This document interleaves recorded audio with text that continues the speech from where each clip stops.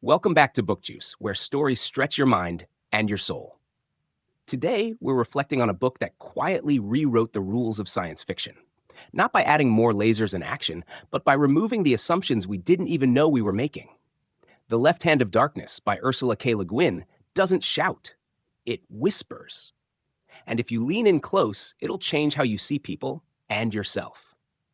At first glance, the premise feels simple. Genly Ai, a human envoy from a coalition of advanced worlds, is sent to Gethen, a cold, snow-covered planet, to invite its people into peaceful alliance. But Gethen, also called Winter, is not like any place he's ever known. The culture is slow, deliberate, ruled by subtlety and ceremony. And more than that, the people have no fixed gender. They are neither male nor female. They become one or the other only during specific cycles of sexual activity called kemer, and then return to a neutral state. This single difference rewrites every social structure, every interaction, every instinct Genly has ever known. And that's the beauty of it. We don't just see Gethen through Le Guin's lens. We see it through Genly's confusion, discomfort, and slow evolution. At first, he projects gendered expectations on everyone he meets. He assumes strength must mean masculinity. He mistrusts softness, hesitation, emotional restraint. He labels what he doesn't understand, just like most of us do. But gradually, Gethen teaches him what many people never learn. Presence is not weakness. Stillness is not submission. And identity is not what you assign to someone.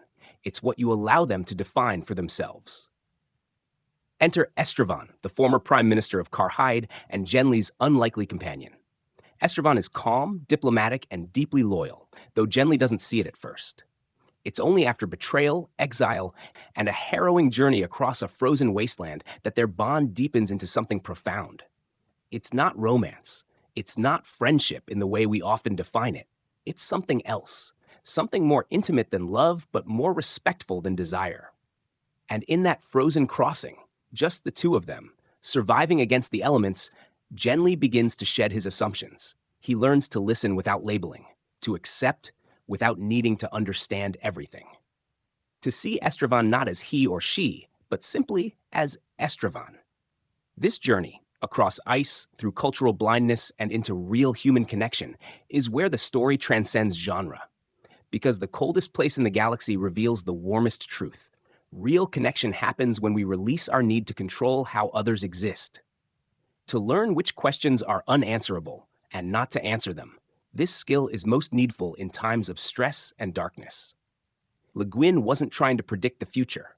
She was asking us to reflect on the present, on the boxes we put people in, on the assumptions we cling to, on how much of our world is built on gender roles, power dynamics, and false certainty. Some lines still hit like quiet lightning. The king was pregnant. That sentence alone undoes centuries of inherited bias. It is good to have an end to journey toward, but it is the journey that matters in the end. Especially when that journey is inward. To oppose something is to maintain it.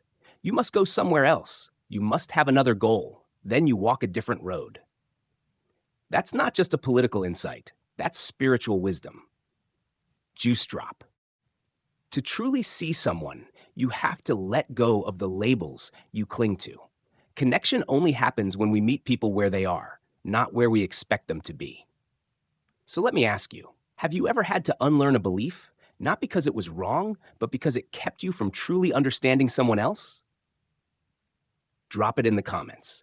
Let's stretch, reflect, and grow together. Thanks for closing out the day with BookJuice. Like, subscribe, and grab the book in the description if you're ready to step into a world where difference isn't a threat, it's a revelation.